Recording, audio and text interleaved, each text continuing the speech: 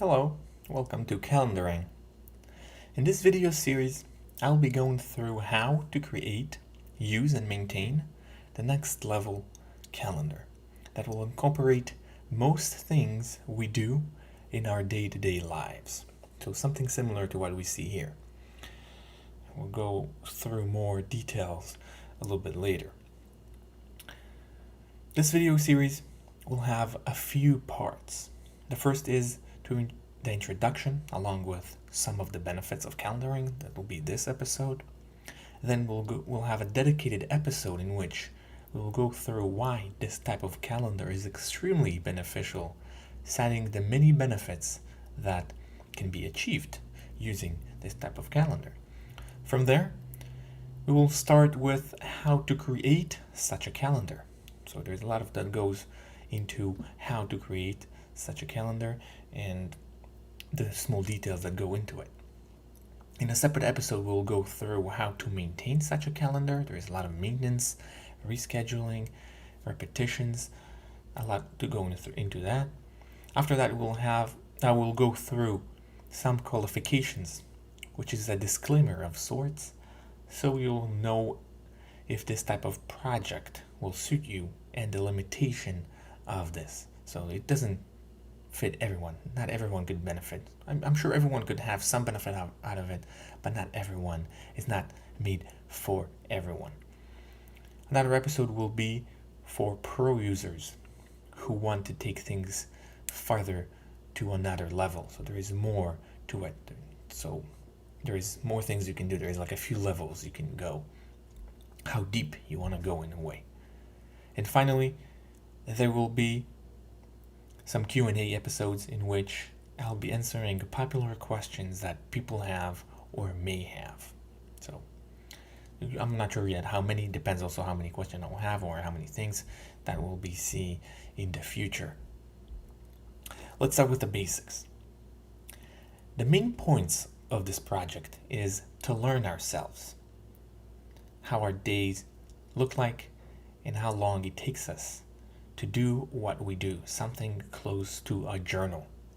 So what we see here is something I created special for this video. This is not my schedule, and I would like to say this is more of a projection. So you look forward, all the weeks look exactly the same. There is no difference between this week to another. Therefore, this is the prediction part, how we want things to look like. But the main point of this project is also to go back and have a journal of a sort and to keep a track of what's going on past event. So going back and fix to reflect reality. This type of layout is extremely helpful when we're trying to stick to a new or established routine. We want to start working out, we want to start going to yoga, or do more homework, do more work. That's a very good way to do that. It enable us to prepare and be more knowledgeable about what's to come. It creates a structure. Because you know everything, and I would recommend also to go every day and just check what's going on if you doing this. So that really creates a good structure, and you know where to put when, what to put when. And it's hard to miss something when you go in there and there is a time, you already dedicated a time slot to it. Since we have so many things to do in our increasingly busy lives, we need something that will ground us and could be used as a reference.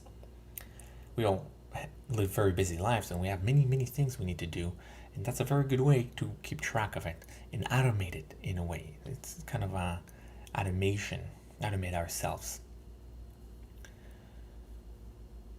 It also, very important part here is also learning how long it takes us to do most things in our lives. This can have wide implications. For example, upon knowing we have an hour before a meeting, we will know exactly what fits in there. Then we can simply drag and drop whatever fits or create a new event. So that's really helpful when we know what's going on. Let's say we're here, you're at work, and we have a meeting or things like that. You can just simply drag and drop things. You can just long press and just move things around. If you see, let's say there's a meeting here, you can move it. You can add something real quick. There is a meeting. And then you can just put this back and change things. It's really, and then you can just go in work and change that back to 5. All right. And if it canceled again, let's say this one canceled, you know what fits in there, and you can put other stuff.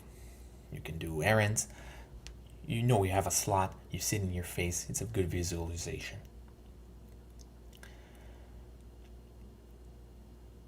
Would like to add that this should be used as a guideline, not something set in stone. We want to follow it, but no one will hold us responsible.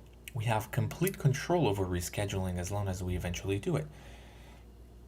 It's something that we need to keep in mind, that doesn't mean that we have to start work or we have to eat dinner at 5:30.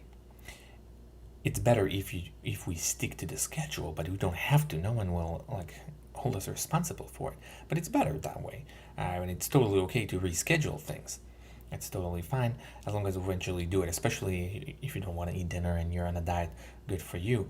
But if it's a workout and we miss it, we might want to reschedule, move it to a different day. Let's say this is our workout.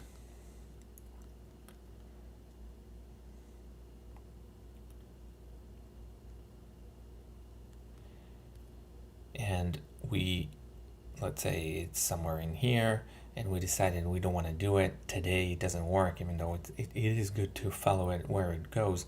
But instead of deleting it, we might just move it to a different day, or we might, all right, let's actually have some time tomorrow, so let's move that. So it's really good to move things around.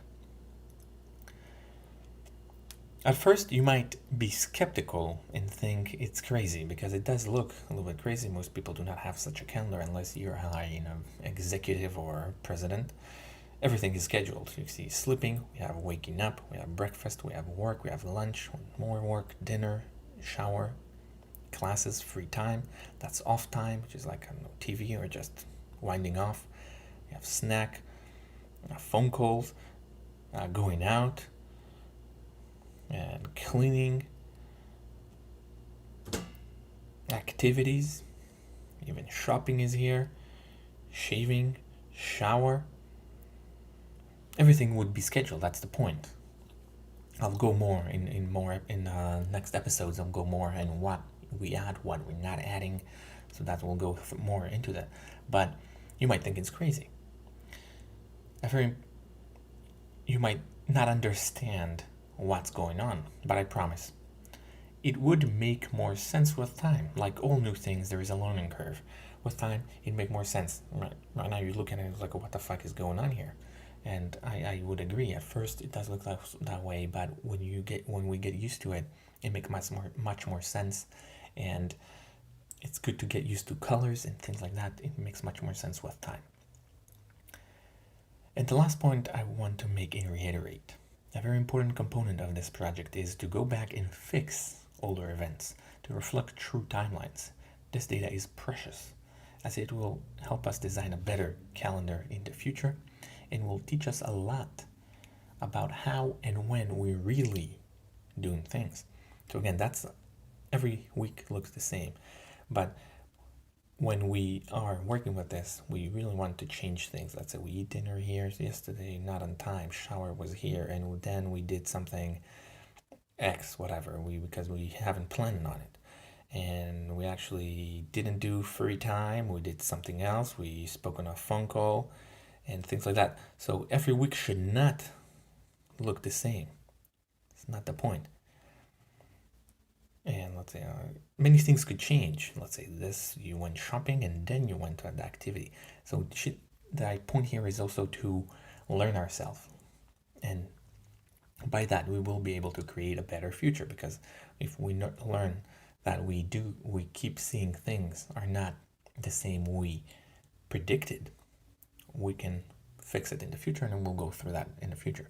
But again, major part of it is to track ourselves. And if it's about privacy, I'll have also in a Q&A part, I'll have a section about privacy concerns. So that will be it for this episode. Next episode will be more benefits of this calendaring. There is a lot of benefits. We'll go through all of them, at least the one that I know. And then that episode after will be how to actually create this. So thank you.